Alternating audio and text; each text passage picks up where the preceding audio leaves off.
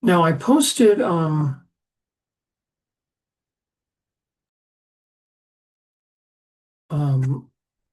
Monday's lecture um, after I got my internet back. Actually, I did it at school.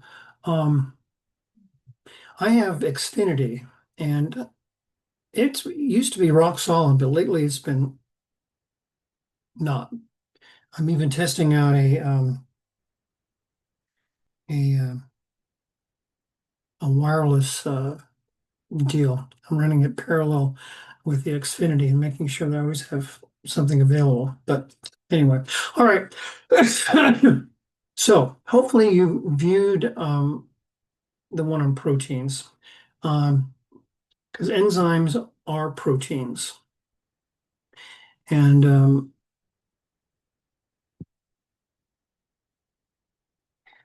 gonna put my dog down here. Come on. Okay, so I don't know how much of this you covered in 305, what a catalyst is. Um,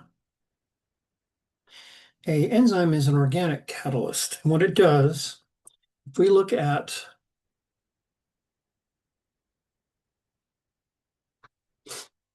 let's start over here.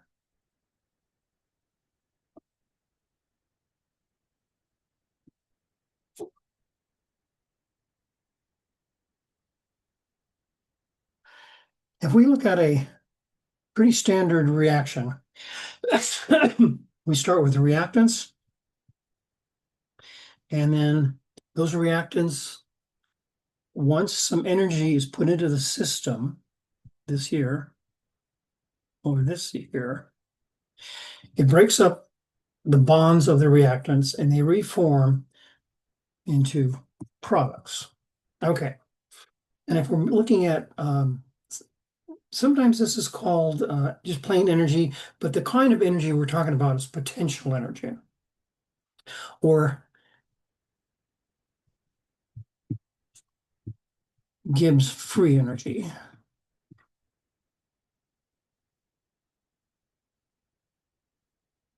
Um, Gibbs free energy is a little different than potential. It's got potential built into it, but it also has an entropy factor built into it. But anyway, so if we're looking at, and the lower the potential energy, the more stable it is. Okay, so that's indicated here where the product is lower energy than the reactants. That means the product, in this case, is more stable than the reactants. However, you've got to input energy into the system for anything to happen because we've got to break bonds. Okay, those bonds are broken and represented by this here pump. Okay, now what a catalyst does, it lowers the required energy to get that reaction started. So that energy is called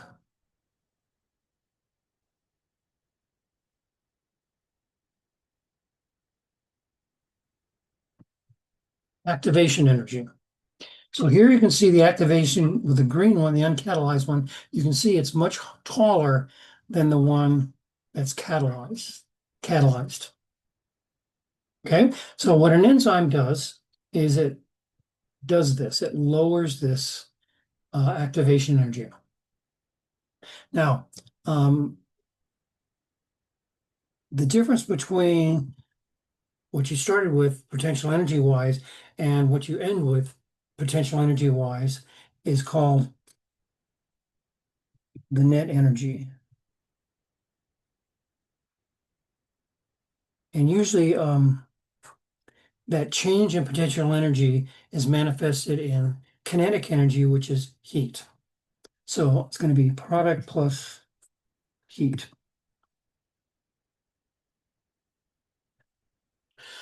Okay, so the main thing is lowering that activation energy.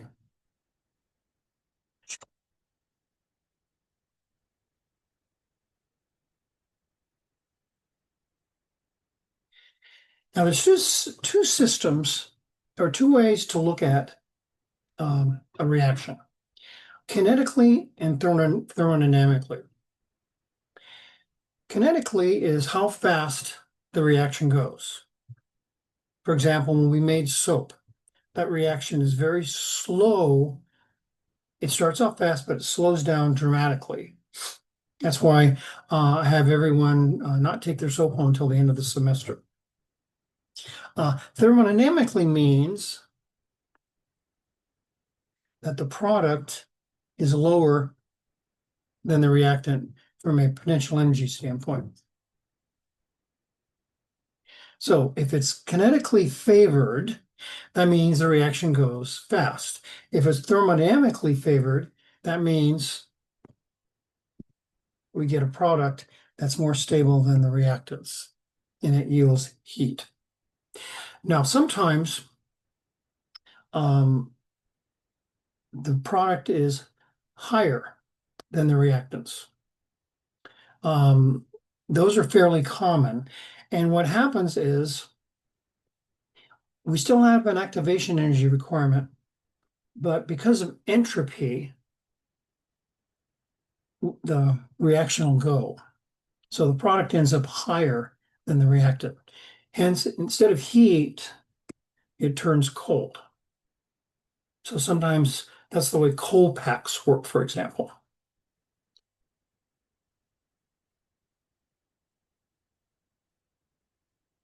Okay.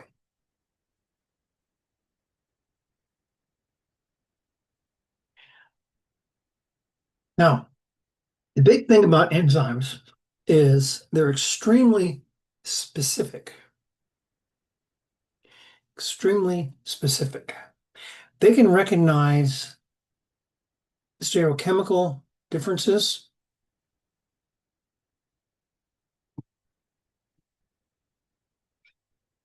Like, for example, from D versus L, they can have absolute specificity, meaning there's only one substrate that will fit into the active site, or relative specificity. In other words, we're looking at related substrates. Now, in biochemistry, we don't talk about reactants. We call it substrates instead. So this is the same thing as a reactant.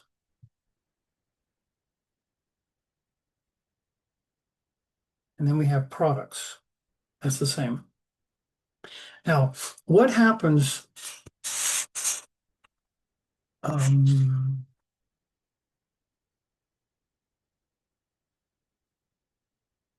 what happens right here is when we have we put the activation energy into the substrate, these bonds break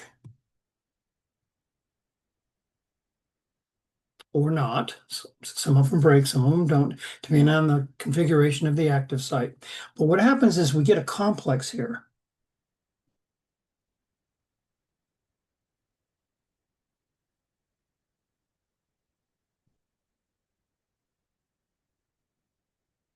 And that complex is called the activated complex. So if we go back up to so that happens right here, activated complex. So then what happens is things go back this way or this way, and you get a combination of reactants being reformed and products being formed. And there's a ratio there between products and reactants. It's called the equilibrium constant. Okay. So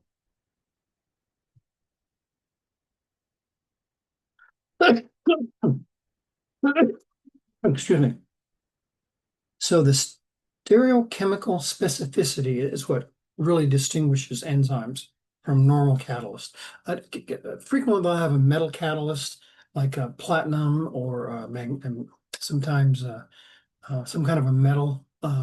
Frequently, it's platinum because you can reuse it over and over again. Okay, also, excuse me. Our body has a requirement to regulate reactions. It's called activity. So the activity of the enzyme can be regulated. It's regulated in two ways, both from the rate and the amount. Now, this activity is frequently obtained using something called a feedback loop. And what happens is, based on what's going on, it'll turn the enzyme off or on depending on what the pathway is. For example, the satiety when we're eating, when we get full, okay, the enzyme activity is going to be lowered because of the energy is not needed as much anymore, and you have a feedback loop that tells you that. There's also feedback loops that increase it. So you've got ways to increase the rate of reaction and ways to decrease the rate of reactions.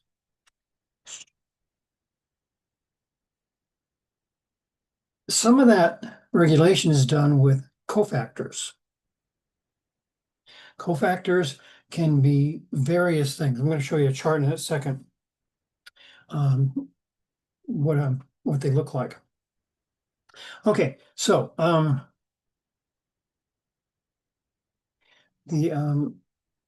not all enzymes require a cofactor, but some do, some don't.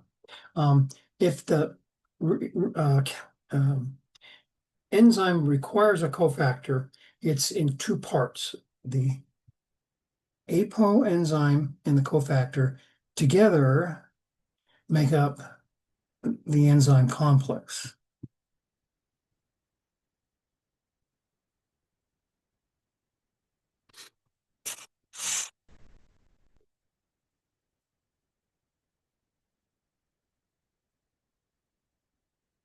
So these are cofactors here. So you can see it's quite a variety of them. Riboflavin, vitamins, niacin, lipoic acid. There's quite a few of them.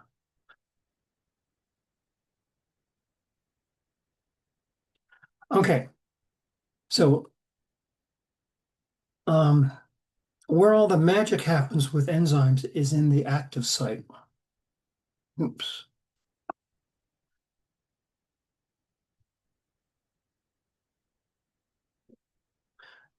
Now that can be very complex or it can be very simple. Okay, the thing about catalysts have to be regenerated to be called a catalyst. So if this is the catalyst, that means after the reaction happens and we form the product, we have to regenerate the catalyst or the enzyme.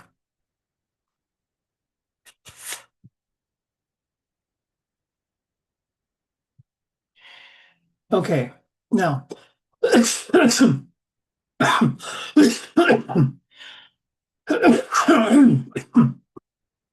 go to a winter cough is starting to come back. Okay, there are two main theories on,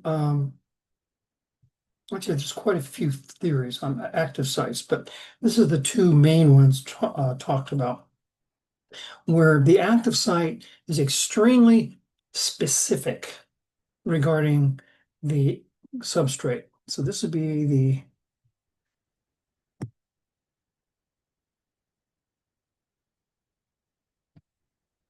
substrate. And that's the active site here. So the active site and the substrate fit perfectly. If it doesn't, it's like a lock and key. The idea that the key fits perfectly into the lock, a key that's not designed to go in that lock will not go in, hence it won't unlock. Same thing with the lock and key mechanism for activating that enzyme.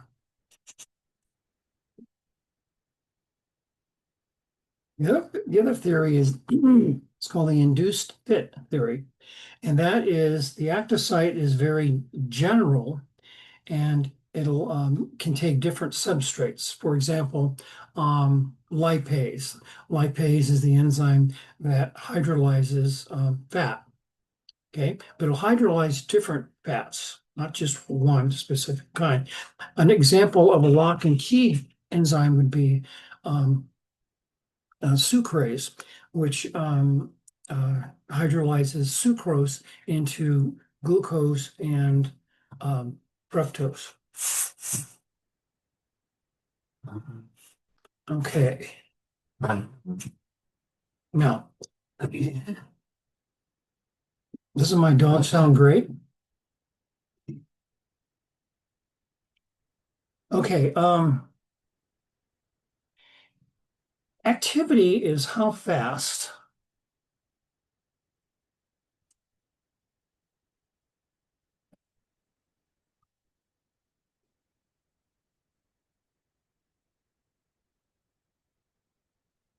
okay, so in your enzyme lab doing this week, you looked at the enzyme activity of lipase producing um, um,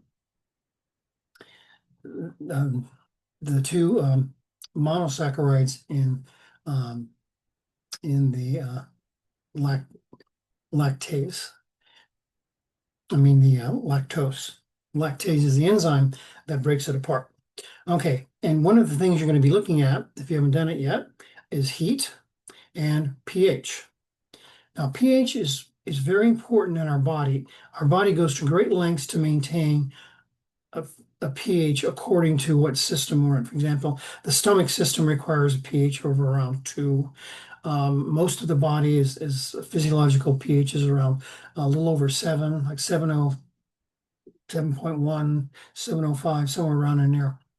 And the enzyme requires that pH to function. And what happens because enzymes are proteins, the protein shape will change when pH changes. Its shape will change when heat, the temperature changes. And whenever the enzyme um, um, body, the protein on which it's made, changes shape, the active site also changes shape. So the substrate doesn't fit into the active site. Hence, it doesn't produce product. The rate is measured in something called a turnover number. So it's molecules per minute.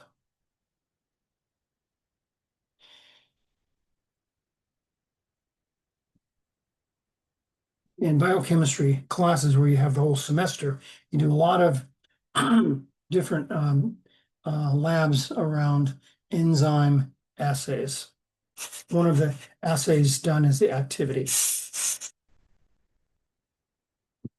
Now you can see it varies a horrendous amount how fast these enzymes work. Like DNA polymerase, 900 versus carbonic anhydrase, 36 billion versus 900. Big difference. Big difference.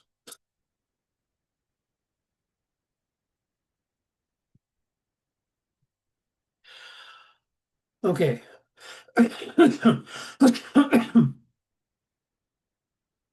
Okay. These are the three factors that will affect the activity. It all has to do with the enzyme um,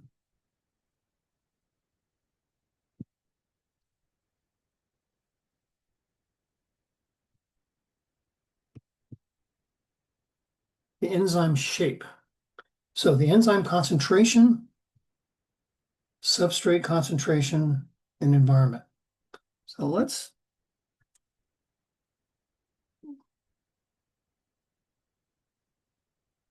okay.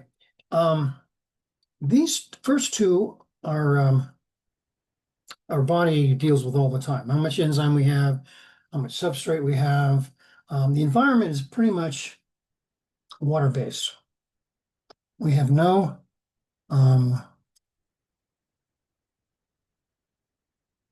solvent changes, so it's totally water-based. Okay, so the only two left are pH and temperature.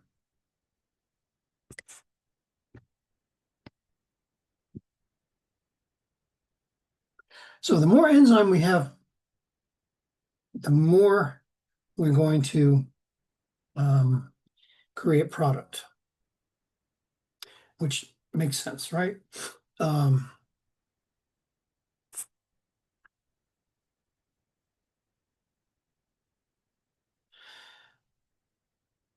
Now, enzymes can become saturated. And that's a function of the active site and how fast the active site can turn over the substrate into product. And every enzyme is different. So every enzyme has a maximum velocity. And what that means is how much substrate can the enzyme handle. After that, it just flattens out.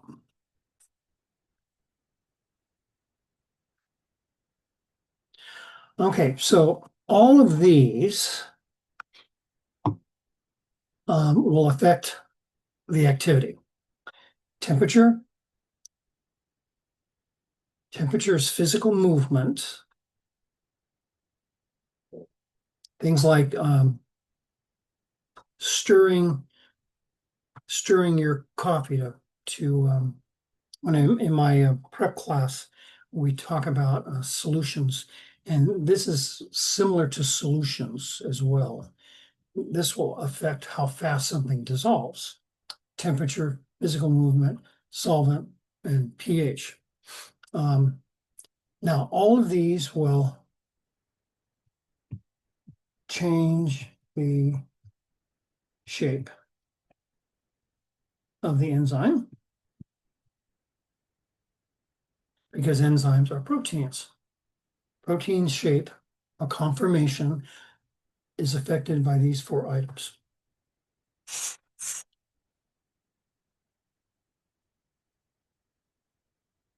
Okay. And temperature is a big factor. That's why our bodies regulate our temperature so closely because of this phenomenon right here. This would be like 98.6 or whatever the body temperature is supposed to be. And it can't vary very much. And various enzymes have different kinds of curves. Sometimes they're very steep, and others are broader. But they all, without exception, will be affected by temperature change.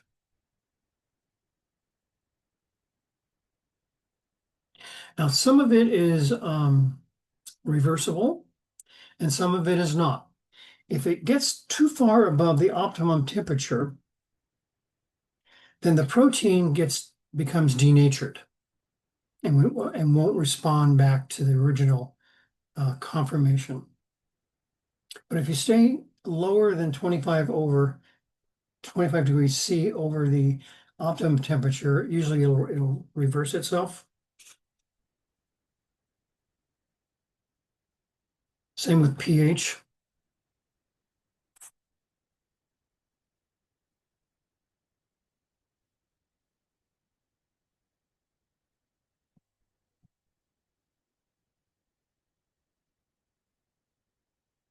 Okay, again, activity remembers rate. So change the solvent. We go from water-based to pentane-based, everything changes. But we're going to be water-based because we are talking about mammals here. The 3D shape of the enzyme is directly related to the active site.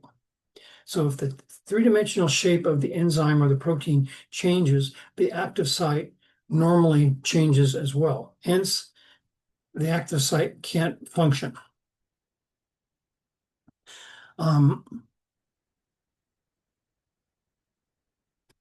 Now, if you've already viewed the protein lecture, when the protein, the amino acid chain starts to fold, the functional groups of the amino acids come into play.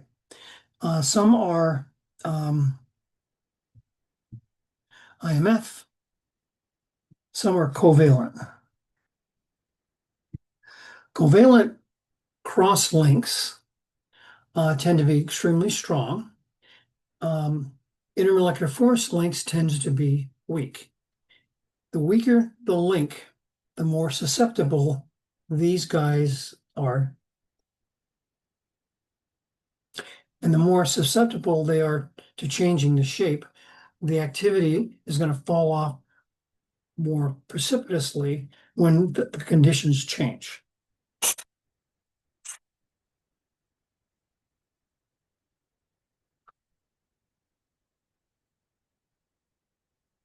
And you can see the typical range here. Pepsin is a protease, an enzyme that hydrolyzes protein. Um, and you can see the pH is pretty low. Normally people quote 2 instead of 1.5, but the bottom line is acidic environment.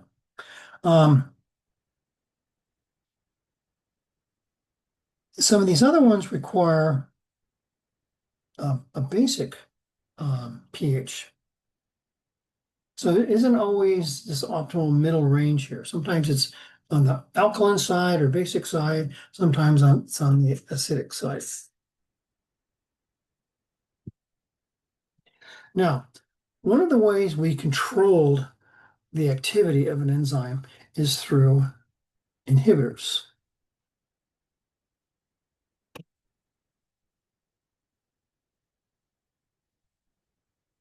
Now, inhibitors can permanently deactivate an enzyme. Or some inhibitors can be turned on and turned off. And these are examples of inhibitors that destroy the action of the enzyme. Now, if this enzyme is in a pathway, for example, where you're breathing or your heart muscles or something like that, that's how you die from the inhibitor.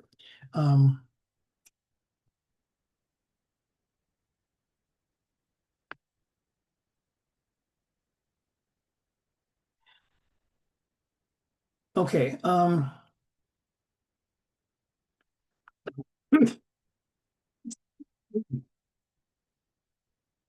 Okay. So mercury and lead are heavy metals, and we all know heavy metals are bad because they inhibit uh, enzymes by bonding with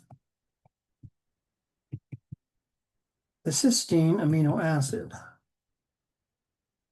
Cysteine amino acid is a thiol. And then this guy, the cyanide, is in the electron transport pathway where it binds with the cytochrome enzyme. It turns it off. So these are all irreversible.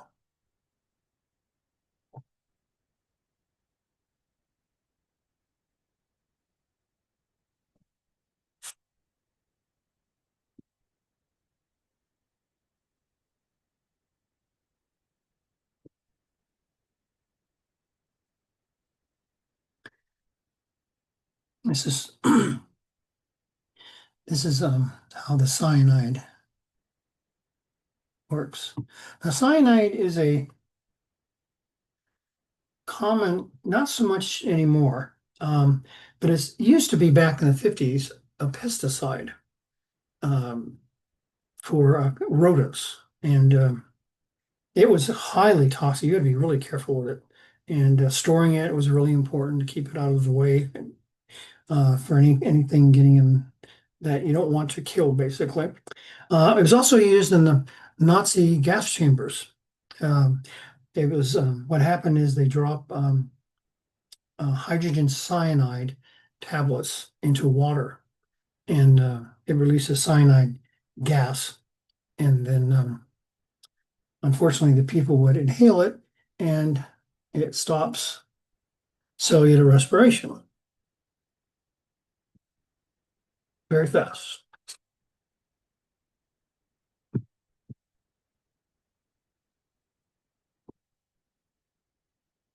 And this is the electron transport pathway. And this is where the cytochrome oxidase is located, right along the pathway.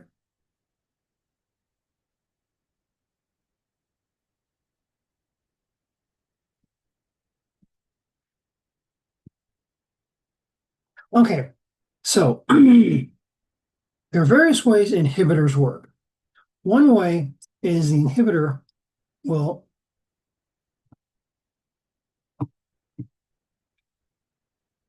actually occupy part of the active site, so the active site is no longer the same shape, so the substrate cannot fit in there.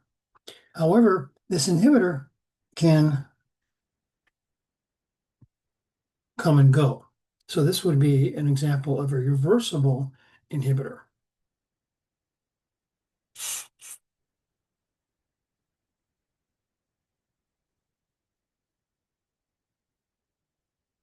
Now, sometimes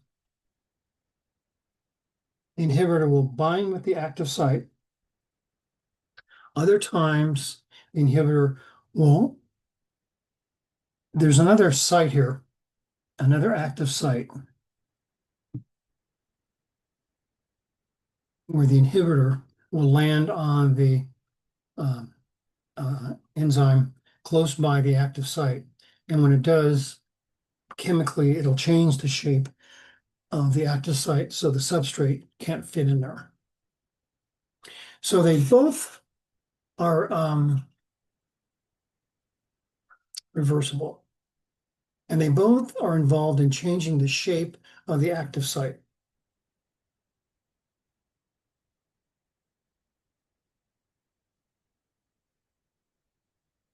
And this is an example of one they use.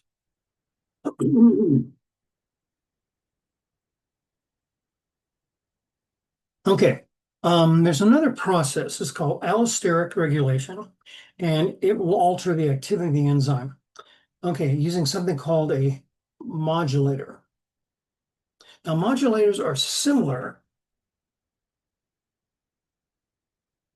to this process here.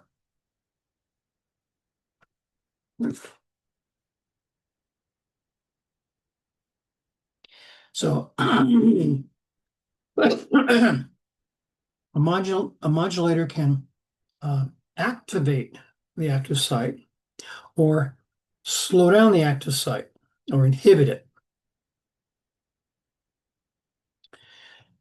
Okay, so what that means is we have two active sites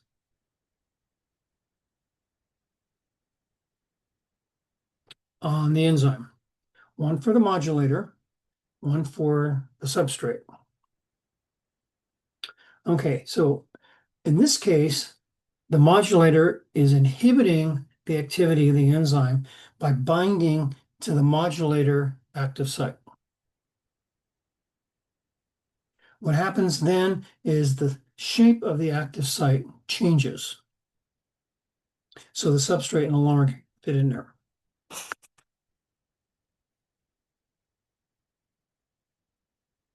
When it activates, when the modulator acts as an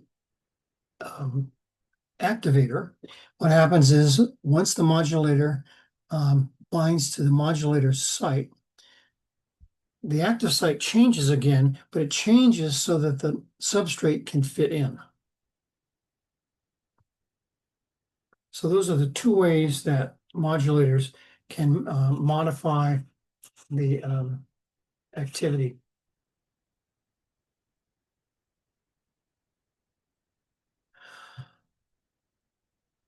Okay.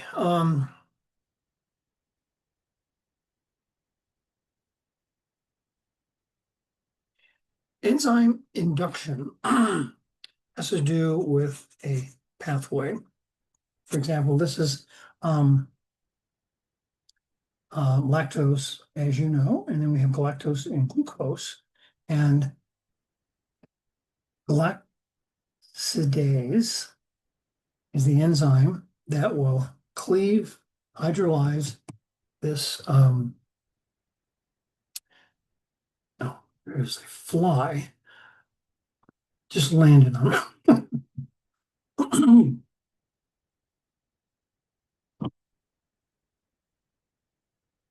Sorry about that. He got away. Okay. Okay. So this is a flow chart. Okay. Inhibitors can be irreversible. That means binding permanently. They can be reversible. And there's two kinds of reversible, competitive and non-competitive.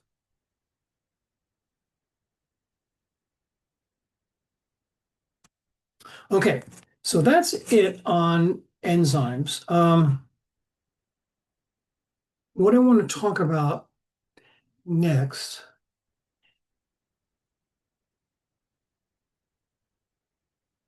is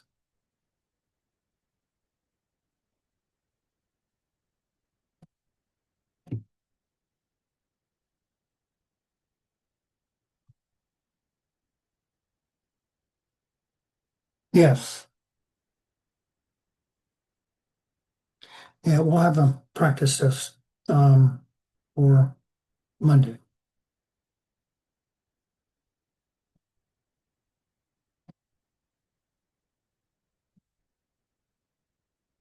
Okay.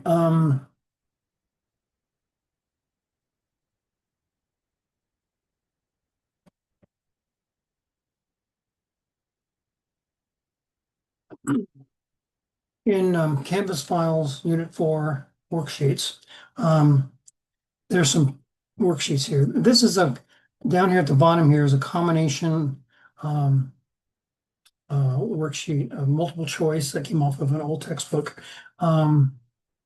And also some uh, naming exercises and reaction exercises.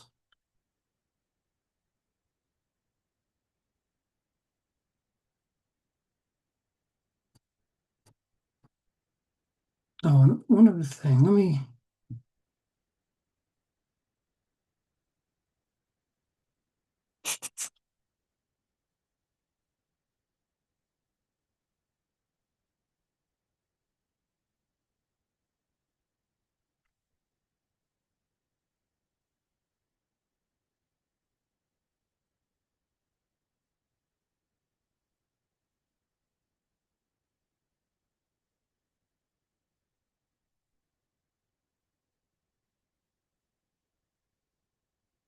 Yeah, this is the practice test I'll begin with on Monday.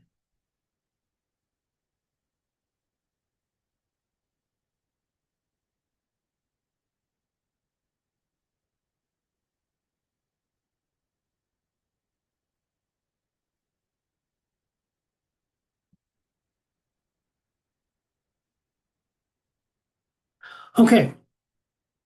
Any questions on anything?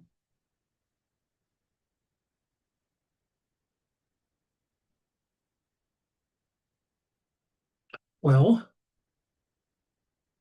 um, so we finished the content for Unit 4.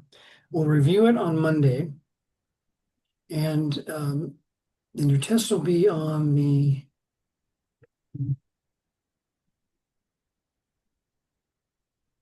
17th.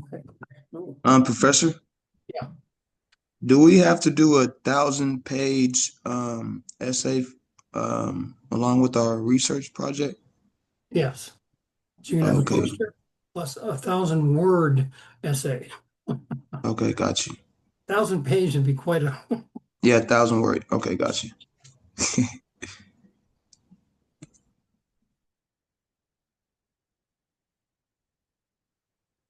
I'm looking at the calendar here. Um,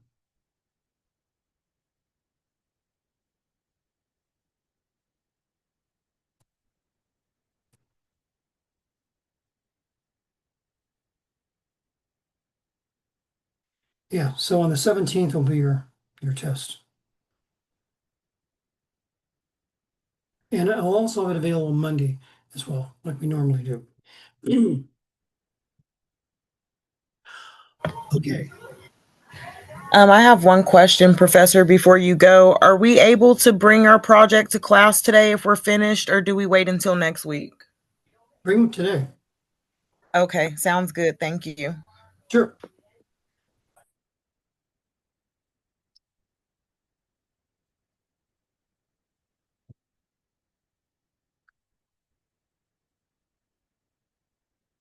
All right, everyone, I'll see you in lab. Take care all. Thanks, Professor. See ya. Take care.